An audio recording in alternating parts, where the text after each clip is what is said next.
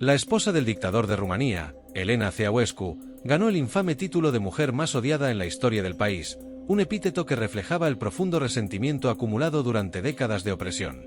Durante más de 40 años, la pareja ejerció una doble tiranía, la de Nicolae, marcada por el autoritarismo paranoico, y la de Elena, caracterizada por una megalomanía delirante que permeaba todas las esferas del poder.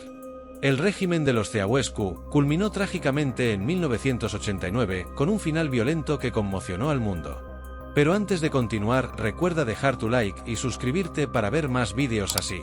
Elena Ceausescu fue una fuerza destructiva a tener en cuenta, una mujer que no solo caminó la cima del poder, sino que la esculpió a su imagen mediante el miedo y la manipulación psicológica, una campesina analfabeta que se transformó en la arquitecta de un culto a la personalidad sin precedentes.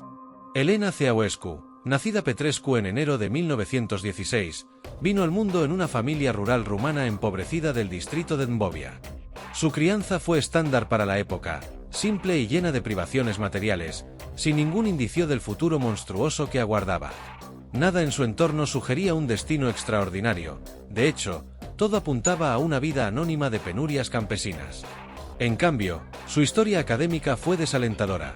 En la escuela primaria, mostró un rendimiento pésimo en todas las materias básicas como matemáticas, historia o ciencias naturales.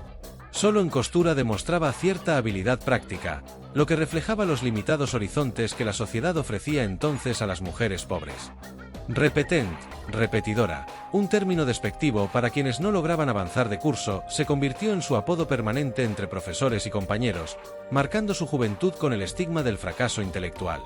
Tras abandonar formalmente los estudios a los 14 años, trabajó como asistente en una planta farmacéutica propiedad de un pariente lejano, donde manipulaba hierbas medicinales sin comprender sus principios químicos. A pesar de esta formación rudimentaria y su reputación menos que estelar, Elena, al igual que su futuro esposo Nicolae, abrazó con fervor el socialismo como vía de ascenso social.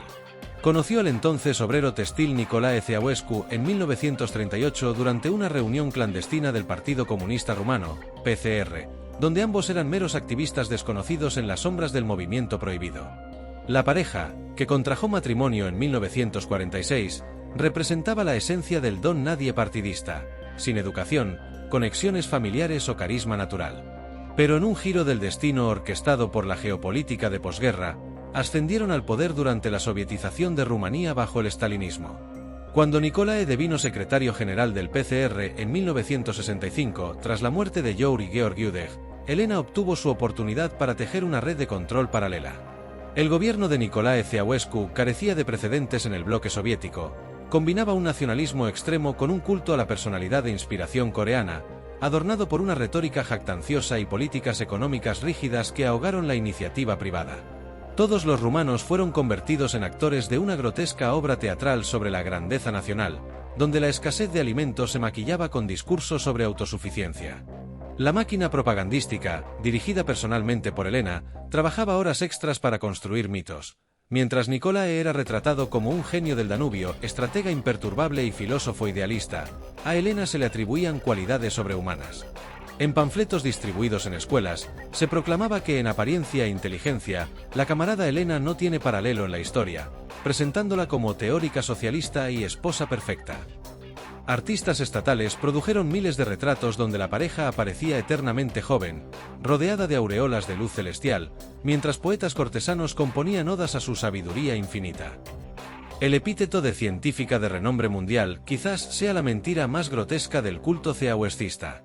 Elena, que apenas comprendía operaciones aritméticas básicas, fue proclamada autora de decenas de descubrimientos revolucionarios en química orgánica, polímeros e ingeniería nuclear.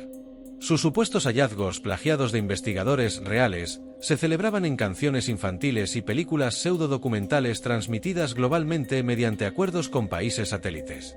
Occidente, ávido de abrir mercados en el bloque del Este, contribuyó involuntariamente a la farsa. Editoriales europeas contrataron ghostwriters para redactar tratados científicos firmados por ella, incluido el infame Avances en Polímeros, 1973, cuyos diagramas moleculares ni siquiera podía interpretar. Para Elena regía una regla simple: tú investigas, tú escribes, yo firmo. La verdad, confirmada por asistentes como el químico Alexandru Drăgulescu, era que ni siquiera entendía la fórmula del agua, HO, o del dióxido de carbono, CO. Durante una conferencia en Budapest en 1982, ante una pregunta técnica sobre catálisis, palideció visiblemente y requirió un receso sanitario mientras sus asesores inventaban una respuesta. Su método ante interrogantes complejos consistía en desviar la conversación hacia ataques ad hominem contra los enemigos del socialismo. La farsa alcanzó su cúspide cuando universidades extranjeras, engañadas por sus publicaciones fantasma, la invitaban a simposios internacionales.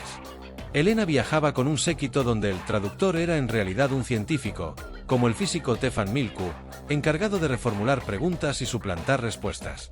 En una ocasión en Helsinki, Milku interceptó una consulta sobre termodinámica, respondiendo con un discurso preparado mientras Elena asentía con sonrisa vacía. Al periodista local se le prohibió interactuar directamente con ella, solo podía dirigirse a los voceros autorizados. Este engaño sistémico reflejaba su psicopatía. Necesitaba ser percibida como genio para compensar sus complejos de inferioridad. Pero más allá del autoengaño, liderar un país donde el 90% de la población vivía en pobreza extrema mientras ella acumulaba 1.200 pares de zapatos y 500 abrigos de piel, requería una crueldad metódica. Los rumanos odiaban con especial intensidad a Elena, considerada la verdadera eminencia gris del régimen. Su viaje a China en 1971 fue revelador.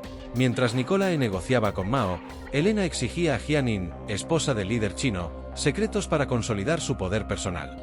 Jian, impresionada por su ambición desnuda, le advirtió cínicamente: «Toma décadas construir un culto así». Para los años 80, la corrupción de la pareja era obscena. Confiscaron barrios enteros de Bucarest para construir el Palacio del Pueblo, hoy Parlamento, mientras familias eran realojadas en chozas sin agua corriente. Elena supervisaba personalmente las expropiaciones, describiendo a los desalojados como parásitos del progreso. En el plano psicológico, Elena ejercía un control patológico sobre Nicolae. Testimonios del Politburó revelan que revisaba su agenda diaria, interceptaba sus llamadas y dosificaba la información para mantenerlo en una burbuja de delirio. Durante discursos, observadores notaban su hábito de tirarle de la manga para corregirlo, mientras él balbuceaba incoherencias.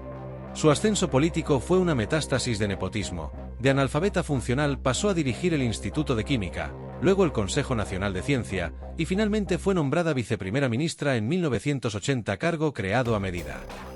En círculos partidistas se la llamaba víbora por su sadismo. Humillaba ministros con frases como «tu cerebro es más útil en un matadero» y ordenaba arrestos por fallas triviales. Carecía completamente de empatía o humor. Incluso la belleza inocente le provocaba rabia. La actriz Tania Philipp fue encarcelada en 1985 porque su foto en una revista ofendió a Elena, quien envió a la Securitate, policía secreta, con instrucciones: «arruínenle la cara».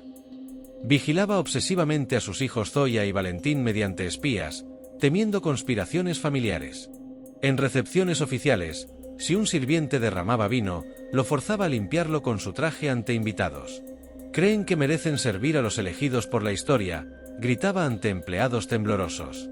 El 21 de diciembre de 1989, durante el último discurso de Nicolae en Bucarest, la pareja mostró su desconexión definitiva de la realidad. Mientras la multitud abucheaba, las cámaras captaron a Elena moviendo los labios con frases apenas audibles: «ratones ingratos. Les daremos plomo». Cuando estalló la revolución de Timisoara, prohibió que su esposo viera reportajes, declarando: «son mentiras de borrachos». Tras huir en helicóptero el 22 de diciembre, fueron capturados en Trgovite. El juicio sumario del 25 de diciembre, filmado para propaganda, expuso su demencia. Elena gritó «soy vuestra madre» a los soldados, mientras Nicolae entonaba la Internacional antes del fusilamiento. La acusación de genocidio cubría 64.000 muertes confirmadas entre trabajos forzados, torturas y ejecuciones entre 1965 y 1989. Tras su muerte, los cuerpos fueron enterrados secretamente en Guernsey bajo lápidas falsas. En 2010, la exhumación reveló impactos de bala en sus cráneos y ropas raídas, símbolo de un régimen que murió como vivió, en la miseria moral. Hoy, solo nostálgicos estalinistas llevan flores a su tumba el 26 de enero. Elena Ceausescu sigue siendo un arquetipo del mal femenino, una mujer que usó el feminismo de Estado para oprimir y convirtió la ciencia en teatro de la crueldad. Fue víctima de su propia mediocridad o arquitecta consciente del horror. Su legado es una advertencia temporal sobre los monstruos que genera el poder absoluto. Si este recorrido por los abismos de la historia te impactó, comparte tu opinión en comentarios. Si el vídeo te gustó, recuerda dejar tu like y suscribirte para ver más vídeos así. Hasta la próxima.